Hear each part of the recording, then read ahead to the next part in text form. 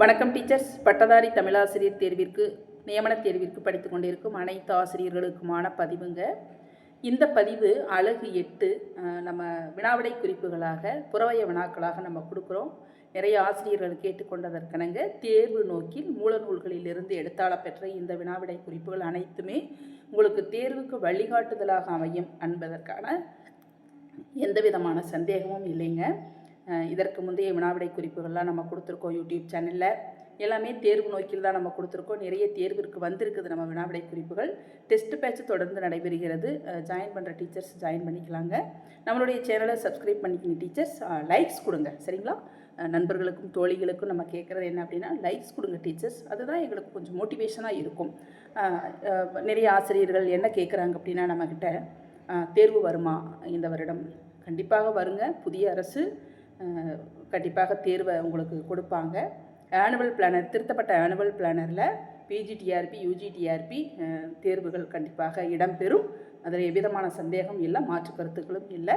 நீங்கள் தொடர்ந்து படிக்கலாம். தொடர்கற்றல் வினாத்தாள் பயிற்சி கண்டிப்பாக உங்களுக்கு வெற்றியை தேடித்தரும். முதல் கேள்வி பாருங்கள். அலகு 8. அலகு 8 வந்து புதிய பாடத்திட்டத்தின்படி பட்டதாரி தமிழாசிரியர் நியமன தேர்விற்கான புதிய பாடத்திட்டத்தின்படி அலகு 8 கொஞ்சம் அதிகமான குறிப்புகள் அடங்கியதுங்க. ஒரு 6 தலைப்புகள் கொடுத்துருக்காங்க. உரைநடை இலக்கியம், சிறுகதை, புதினம், நாடகம், மொழிபெயர்ப்பு, ஒப்பிலக்கியமும் திறனாய்வும். நிறைய தலைப்புகள், 6 தலைப்புகளுக்கு நிறைய வருங்க கருத்துக்கள் இடம்பெற்றுள்ளன. அதில் நம்ம பார்க்க போகிறது என்னென்னா, கொஞ்சம் தெளிவாக நம்ம படிச்சுக்கிட்டோம் அப்படின்னாலே, குழப்பம் இல்லாமல் தெளிவாக ட்ரிக்ஸ் யூஸ் பண்ணி படிச்சுக்கிட்டிங்கனாலே தெளிவாக நம்ம கேட்கக்கூடிய வினாவிற்கு விடையளிக்கலாம், சரிங்களா? முதல் கேள்வி பாருங்க. பாட்டிடை வைத்த குறிப்பினாலும் பாவென்று எழுந்த கிளவியானும் பொருண்மரபில்லாத பொய்மொழியானும் பொருளோடு புணர்ந்த நகைமொழியானும் உரைவகை நடையே. அப்போ உரைநடைனா என்ன அப்படிங்கிறத நம்ம பார்க்க போகிறோம். உரைநடை அப்படிங்கிறது செய்யுள் அமைப்பு இல்லாமல் ஓசையும் இன்றி பல சொற்கள் அடுத்தடுத்து தொடர்ந்து நடந்து பொருளை தருவது, அதுதான் உரைநடை அப்படின்னு சொல்லுவோம், இல்லைங்களா? இது எளிமையாக பொருள் விளக்குவது, பொருளின் தன்மையை உள்ளதை உள்ளவாறே உரைப்பது உரை அப்படின்னு சொல்லுவோம். நம்ம சொல்லு, கூறு, உரை அப்படின்னு சொல்கிறோம், இல்லைங்களா? ஏற்கனவே பரிபாடலில் ஒரு தொடர் கொடுத்துருப்பாங்க, குன்றம் குமரிய உரை அப்படின்னு சொல்லுவாங்க. வெற்றொளியும் உரைதான், ஒழிப்பதும் உரைதான் அப்படின்னு கூட பரிபாடலில் கொடுக்கப்பட்ட பாடல் வரிகள் மூலமாக நம்ம அறியலாம். அதில் பார்த்திங்கன்னா, இந்த பாட்டு, இந்த பாட்டிடை வைத்த முதல் கேள்வி, பாட்டிடை வைத்த குறிப்பினாலும் பாவென்றெழுந்த கிளவியானும் பொருண்மரபில்லா பொய்மொழியானும் பொருளோடு புணர்ந்த நகைமொழியானும். இந்த 4 வகை உரைநடை, 4 வகை உரைநடைகள் வழக்கத்தில் இருந்திருக்க வேண்டும் அப்படின்னு எந்த நூலில் சொல்லப்பட்டது இந்த நூற்பா அப்படின்னா, தொல்காப்பியர். தொல்காப்பியத்தில் இடம்பெற்றுள்ளது இந்த நூற்பா, சரிங்களா? இப்போ தொல்காப்பியர் காலத்தில் வந்து 4 வகை உரைநடைகள் வழக்கத்தில் இருந்திருக்க வேண்டும் அப்படின்னு உரையாசிரியர்கள் மூலமாக அறியலாகும் செய்திகள்ங்க இது. அதாவது இந்த பாகுபாடு, இந்த உரைநடை பாகுபாடு அப்படிங்கிறது வந்து தொல்காப்பியர் காலத்திற்கு முன்பாக இருந்தே அறிய முடிகிறது அப்படின்னு ஒரு சில உரையாசிரியர்கள்லாம் வந்து சொல்லுவாங்க. இதில் முதல்ல பாருங்க, பாட்டிடை வைத்த குறிப்பினாலும் அப்படின்னா என்னென்னு பொருள் தெரிஞ்சுக்கங்க. பாட்டுகளின் இடையே வைக்கப்படும் உரை குறிப்புகள், உரையிடையிட்ட பாட்டுடை செய்யுள், உரைநடை மடை அப்படின்னு கூட சொல்லுவோம். சிலப்பதிகாரத்தில் இடம்பெற்றிருக்கக்கூடிய இந்த கருத்து, சிலப்பதிகாரம் அப்படிங்கிறது வந்து உரைநடையிட்ட பாட்டுடை செய்யுள் சிலப்பதிகாரம் அப்படின்னு சொல்லுவோம். அதனால தான் பாட்டிடை வைத்த குறிப்பு, பாட்டுகளின் இடையிடையே உரைநடை கலந்து வருவது. எடுத்துக்காட்டு நூல் சிலப்பதிகாரம். இப்படி கூட கொஸ்டின் கேட்கலாம். பாட்டுகளின் இடையே உரைநடை கலந்து வரக்கூடிய நூல் அப்படின்னு கூட கேட்கலாம் சிலப்பதிகாரம், சரிங்களா? இரண்டாவதுக்கு பாருங்க, இந்த முதல் கேள்வியில் பாவென்று எழுந்த கிளவியானும், அதாவது பாவினில் இருந்து எழுந்த சொற்கள், பாக்களிலிருந்து, நூற்பாக்களிலிருந்து, அதாவது விளங்கி கொள்ளும் பொருட்டு எழுதப்படும் உரை அப்படின்னு சொல்லுவாங்க. இப்போ தொல்காப்பிய நூற்பா நமக்கு வந்து விளங்காது, உரையாசிரியர்கள் தெளிவாக விளக்கம் எழுதியிருப்பாங்க. அதன் மூலமாக நம்ம தொல்காப்பியர் வந்து என்னென்ன சொல்லியிருக்காரு என்ன இலக்கியம் சொல்லியிருக்காரு, என்ன இலக்கணம் சொல்லியிருக்காரு அப்படிங்கிறத உரையின் மூலமாக நம்ம தெரிஞ்சுக்கிறோம். அப்போ இந்த பாவென்றெழுந்த கிளவி, அதாவது பொருள் விளங்கி கொள்ளும் பொருட்டு சூத்திரத்திற்கு எழுதப்படும் உரை, நூற்பாவிற்கு எழுதப்படும் உரை. இது எடுத்துக்காட்டு நூல் என்ன அப்படின்னா தொல்காப்பியம் நன்னூல். இதற்கு எழுதப்பட்ட விளக்க உரை அப்படின்னு கூட நம்ம தெரிஞ்சுக்கலாம். சரிங்களா? அடுத்து பார்த்தீங்கன்னா பொருண்மரபில்லா பொய்மொழியானும் என்ன அர்த்தம் அப்படின்னா, பொருள் மரபில்லா, பொருளின்றி பொய்யாக புனைந்து கூறுவது, எந்த பொருளுமே இல்லாமல் பொய்யாக புனைந்திருக்கக்கூடியது. இப்போ எலியும் புனையும் நட்பாக பழகின அப்படின்னா யாராவது நம்புவாங்களா? நம்ப மாட்டாங்க இல்லையா? இப்போ இயல்பு வாழ்க்கைக்கு பொருந்தாத ஒவ்வாத கதையை கூறுவது, உரையாக கூறுவது அப்படிங்கிறது தான் இதுக்கு பொருள். நகைமொழியானும் உரைநடை வகையே அப்படின்னு சொல்லுவாங்க. நகைமொழியானும் அப்படின்னா என்னது?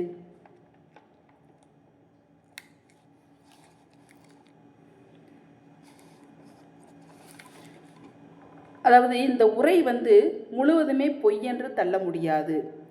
உலகியல் உண்மை நிலையை ஒருவாறு அறிவுறுத்துவார்க்கு கேட்போருக்கு நகைச்சுவை விளைவிக்கும் பொருட்டு உரை எழுதுவது. இதற்கு எடுத்துக்காட்டு பஞ்சதந்திர கதை அப்படின்னு சொல்லுவாங்க. இந்த மாதிரி தொல்காப்பியர் காலத்தில் உரைநடை வகை வழக்கத்தில் இருந்திருக்க வேண்டும். இந்த மாதிரி 4 வகையான உரைநடை வகைகள் வழக்கத்தில் இருந்திருக்க வேண்டும் அப்படிங்கிறதா தொல்காப்பிய நூலில் சொல்லப்பட்ட செய்தி. சரிங்களா? அடுத்து பார்த்தீங்கன்னா முதல் உரைநடை நூல் அப்படின்னு சொன்னால் இறையனார் களவியல் உரை தாங்க முதல் உரைநடை நூல்னு சொல்லுவாங்க. இறையனார் களவியல் உரை, அதாவது இந்த நூலை எழுதியவர் யார் அப்படின்னா உங்களுக்கே தெரியும், இவர் நீலகண்டனார் எழுதினது. இதற்கு உரை எழுதியவர் நக்கீரர். நிச்சிக்கண் திறப்பினும் குற்றம் குற்றமே அப்படின்னு சொன்னார் இல்லையா? நக்கீரர் புலவர் சிவபெருமானிடம் வாதாடியவர் அப்படின்னு சொல்லலாம். 60 நூற்பாக்கள் கொண்டது. அதாவது நக்கீரி இது பல தலைமுறை வாய்மொழியாகவே வழங்கப்பட்டு வந்த இந்த உரை பின்னர் முசிறி ஆசிரியர் நீலகண்டனார் என்பவனால் ஏட்டில் எழுதப்பட்டது. இதற்கு உரை எழுதியவர் நக்கீரர். அப்போ இறையனார் களவியல் உரையை எழுதியவர் அப்படின்னா நீலகண்டனார் அப்படிங்கிறவர் தான் ஏட்டில் எழுதினார். அதற்கு உரை எழுதியவர் நக்கீரர். இது என்ன பொருள் அப்படின்னா, இதில் முச்சங்க வரலாறு, இந்த இறையனார் களவியல் உரையில் களவியல்னாலே காதல் இதுதான் வரும் இல்லைங்களா? காதல், புறக்காதல் அப்படின்னு சொல்லுவாங்க. களவு காதல், கற்பு காதல் அப்படின்னு சொல்லுவாங்க. வாய்மொழியாக வழங்கப்பட்டு வந்த இந்த களவியல் உரை, இந்த இறையனார் களவியல் உரையை பின்னர் முசிறி நீலகண்டனாரால் ஏட்டில் எழுதி தொகுக்கப்பட்டது. இது முச்சங்கம் வரலாறு, முதல் சங்கம், இடைச்சங்கம், கடைச்சங்கம், இந்த 3 சங்கத்தையுமே கூறக்கூடிய வரலாற்று நூலாக இந்த இறையனார் களவியல் உரை இருக்குது. வரலாற்று செய்தியை முதலாக இந்த உரை நூலில் தான் பாயிரத்தின் வழியாக காண முடிகிறது அப்படின்னு சொல்லுவாங்க. தலைவன் தலைவியின் காதல் வாழ்க்கையான களவு, ரகசிய காதல்னு சொல்லுவாங்க, கற்பு வாழ்க்கை, திருமண வாழ்க்கை, இந்த 2 பிரிவுகளை அழகாக சித்தரிக்கப்பட்டுள்ளது இந்த இறையனார் களவியல் உரையில். உவமைகளுடன் ஆழமாக எளிய கருத்துக்களாக விளக்கப்படுகிறது இந்த உரை நூலில் அப்படின்னு சொல்லுவாங்க. செய்யுள் போன்ற ஓசையும் இருக்கும், சொல்நயமும் இருக்கும். தமிழ் உரைநடை வளர்ச்சிக்கு மிகச்சிறந்த சான்றாக இந்த இறையனார் களவியல் உரை அமைந்துள்ளதுங்க. தமிழ் உரைநடை வளர்ச்சிக்கு மிகச்சிறந்த சான்றாக இந்த இறையனார் களவியல் உரை நூல் அமைந்திருக்கிறது. தமிழரின் காதல் வாழ்க்கையை கூறும் இலக்கண நூல்கள் அப்படின்னு, இலக்கண நூல் இறையனார் களவியல் உரை அப்படின்னு கூட சொல்லலாம். நல்லா கவனிச்சுக்குங்க. ஆசிரியர் பெயர் நீலகண்டனார், நக்கீரர் தான் உரை எழுதியிருக்காரு. இதை நல்லா தெளிவாக புரிஞ்சுக்கோங்க. சரிங்களா? அடுத்து பார்த்தீங்கன்னா உரைநடை வேந்தர், தமிழ் காவலர், தற்கால தமிழ் உரைநடையின் வேந்தர் என்றெல்லாம் அழைக்கப்படுபவர் யார் அப்படின்னா உங்களுக்கே தெரியும், ஆறுமுக நாவலார் தான். சரிங்களா? உரைநடை வேந்தர், தமிழ் காவலர், தற்கால தமிழ் உரைநடையின் வேந்தர் அப்படின்னு சொல்கிறது யாருன்னா ஆறுமுக நாவலர் தான். இவர் யாழ்ப்பாணத்தில் பிறந்தவருங்க. நல்லூரில் சென்னையில் தங்கி அச்சுக்கூடம் நிறுவி தமிழ் பணி ஆற்றியவர்னு சொல்லுவாங்க. தாமே முயன்று நூல்களுக்கு அச்சிட்டு பாடசாலையும் நடத்தினாருன்னு சொல்லுவாங்க. இது ஒரு கொஸ்டின் கூட கேட்டிருந்தாங்க, பழைய பிஜிடிஆர்பி வினாத்தாள் எடுத்து பாருங்கள். அதில் அவர் இந்த நூல் அச்சிடுவதற்கு ஆகும் செலவு பணத்தை வீடு வீடாக சென்று அரிசி பிச்சை எடுத்து தமிழ் தொண்டாற்றினார் ஆறுமுக நாவலர். இப்போ அரிசி பிச்சை எடுத்து தமிழ் தொண்டாற்றிய புலவர் ஆறுமுக நாவலார் என்று மிக பெருமையாக சொன்னவர் மூவா தான் சொல்லியிருக்காரு. மூவா தான் இந்த ஆறுமுக நாவலாரை பற்றி சொல்லியிருக்காரு. முதன்முறையாக தமிழில் தொடக்க நிலையருக்கான பாடநூல்களையும் எழுதி வெளியிட்டவர் ஆறுமுக நாவலர் தான். முதலாக பாடநூல்களை எழுதி வெளியிட்டவர். தொடக்க நிலையினருக்கான 1ஆம் வகுப்பிலிருந்து 5ஆம் வகுப்பு வரைக்குமான தொடக்க நிலையினருக்கான பாட வகைகளை எழுதி வெளியிட்டவர் ஆறுமுக நாவலார் அப்படின்னு சொல்லுவாங்க. இவரை பற்றி நிறைய கருத்துகள் இருக்குது, மிகச்சிறப்பான கருத்துகள். சைவமும் தமிழும் தமது இரு கண்களாக போற்றியவர் அப்படின்னு சொல்லுவாங்க. திருக்குறளை கூட பிழையற்ற திருந்திய பதிப்புகளாக கொண்டு வந்தவர் இவர் தான் அப்படின்னு சொல்லுவாங்க. நன்னூலுக்கு காண்டிகை உரை எழுதியவர் இவர் தான், ஆறுமுக நாவலர். நல்லா கேட்டுக்கங்க, நன்னூலுக்கு காண்டிகை உரை எழுதியவரும் ஆறுமுக நாவலார் தான். உரைநடை வளர்ச்சிக்கு மிக சிறப்பான பங்களிப்பு இவரோடதுங்க.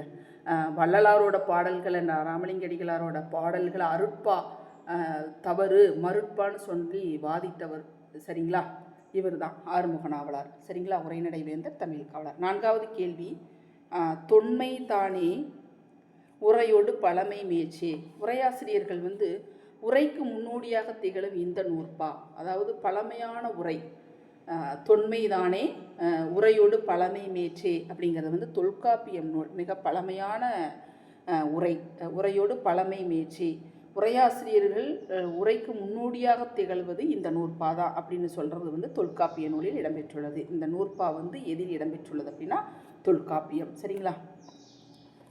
அடுத்து சரியான கூற்றை தேர்க. நாயக்கர் காலத்தில் உரைகள் மூலம் உரைநடை வளர்ந்தது. இந்த மாதிரி நிறைய கொஷின் கேட்பாங்க. சரியானவற்றை தேர்க, சரியான சொற்றொடரை தேர்க, பிழையற்ற தொடரை தேர்க, இந்த மாதிரி கொஷின்ஸ்.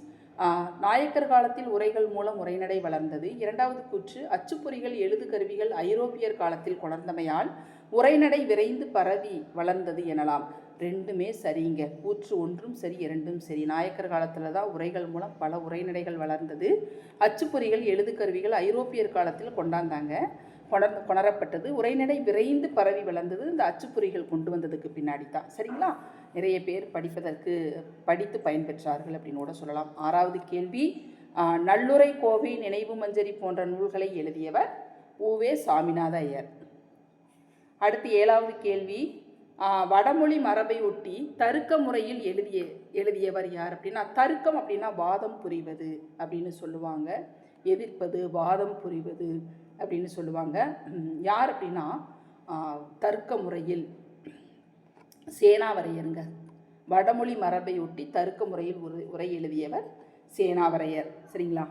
அடுத்து தமிழ் உரைநடைக்கு முதலில் நிறுத்தற்குறிகளை அறிமுகப்படுத்தியவர் யாருன்னா, உரைநடைக்கு முதலில் நிறுத்தற்குறிகளை அறிமுகப்படுத்தியவர் ஆறுமுக நாவலர். 8வது கேள்வி.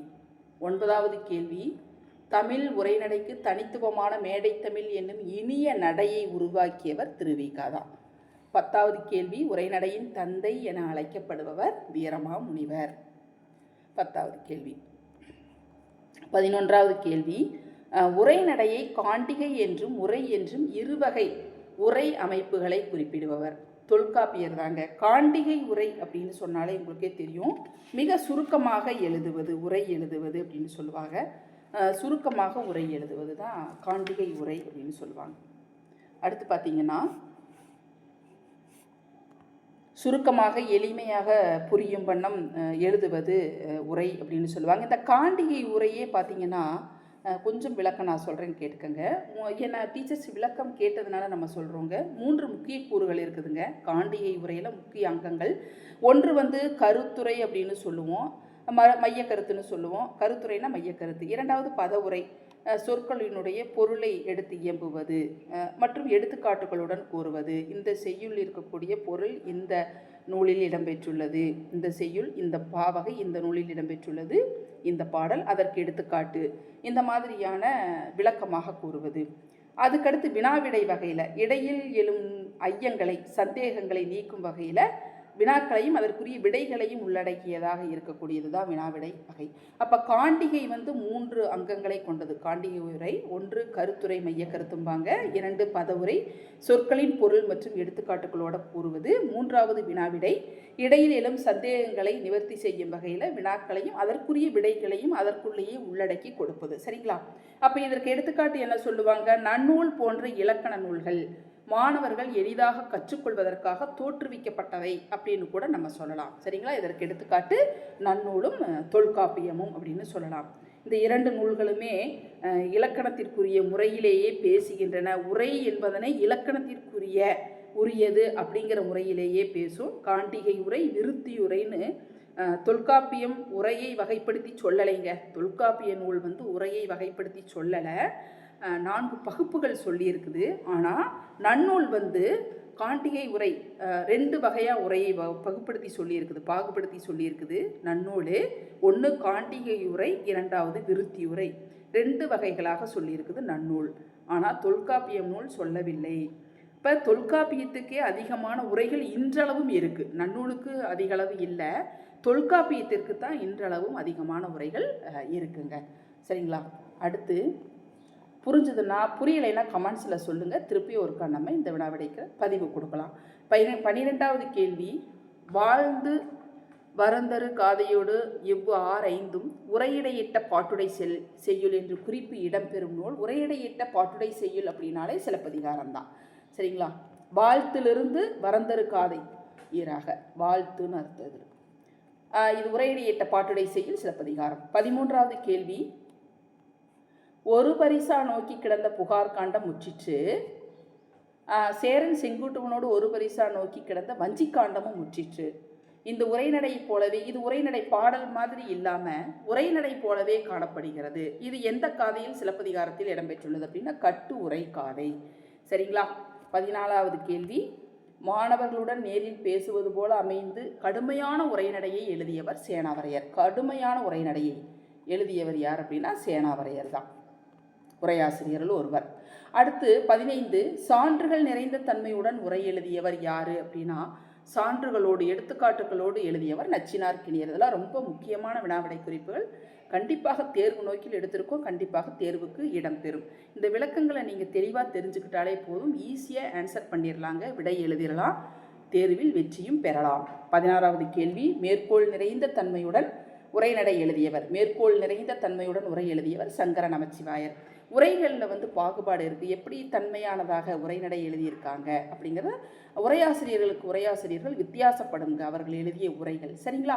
அப்போ யாரெல்லாம் இளம்பூரணார் எவ்வகை உரை எழுதியிருக்காரு, நச்சினார்க்கினியர் எவ்வகை உரை எழுதியிருக்காரு, சங்கர நமச்சிவாயர் எவ்வகை உரை எழுதியிருக்காரு, இளம்பூரணார் எவ்வகை உரை எழுதியிருக்காரு, இதெல்லாம் நீங்கள் பார்த்துக்குங்க.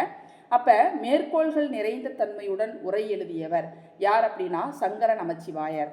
17வது கேள்வி, உரையாசிரியர் என்றே அழைக்கப்படுபவர் யார் அப்படின்னா இளம்பூரணார். உரையாசிரியர் என்றே பெருமையுடன் அழைக்கப்படுபவர் இளம்பூரணார். உரையாசிரியர்கள் நிறையா பேர் இருக்காங்க, ஆனால் உரையாசிரியர் என்று தனித்தன்மையுடன் அழைக்கப்படுபவர் இளம்பூரணார் தான். 18வது கேள்வி, பேராசிரியரின் உரைநடை யாரை பின்பற்றி அமைகிறது அப்படின்னா 18வது கேள்வி இளம்பூரணாரை பின்பற்றி அமைகிறது. பேராசிரியர் என்ற உரையாசிரியரின் உரை யாரை பின்பற்றி அமைகிறது? இளம்பூரணார். 19வது கேள்வி, திருக்குறளுக்கும் பரிபாடலுக்கும் உரை எழுதிய உரையாசிரியர். 19வது கேள்வி, திருக்குறளுக்கும் பரிபாடலுக்கும் உரை எழுதிய உரையாசிரியர் பரிமேலழகர். அடுத்து பார்த்தீங்கன்னா 20வது கேள்வி, இவற்றில் உரைநடை கலந்து வந்த போர் பற்றிய நூல் அப்படின்னா தகடூர் யாத்திரை தான். உரைநடை கலந்து வந்த நூல்னு போர் இல்லாமல், போர்ங்கிற சொல் இடம்பெறாமல் வெறும் உரைநடை கலந்த உரையிடையிட்ட பாட்டுடை செய்யுள் அப்படின்னா ஒரு சிலப்பதிகாரம். உரைநடை கலந்து வந்த போர் பற்றிய நூல் தகடூர் யாத்திரை. சரிங்களா? 20 வினாவிடை குறிப்புகள் மட்டும் பார்க்கலாம். அடுத்தது நம்ம 21வது வினாவிடை குறிப்புகள்லேருந்து ஆரம்பிக்கலாங்க. நம்மளுடைய சேனலை சப்ஸ்கிரைப் பண்ணிக்கோங்க டீச்சர்ஸ். நம்மளுடைய தமிழாசிரியர்கள் முழுக்க நம்ம மூலநூல்கள்லேருந்து எடுத்தால பெற்றது. லைக்ஸ் கொடுங்க, கண்டிப்பாக லைக்ஸ் கொடுக்க வேண்டும் டீச்சர்ஸ். ஏன்னா உங்களுக்கு நிறைய வினாவிடை குறிப்புகள் நம்ம தந்துக்கிட்டே இருக்கோம். தேர்வு நோக்கில் நம்மளுடைய வினாவிடை குறிப்புகள் உங்களுடைய வெற்றிக்கு வழிகாட்டும் கலங்கரை விளக்கமாக நம்மளுடைய சேனல் அமையும். வாழ்த்துக்கள்மா. அடுத்த பதிவில் சந்திப்போம்.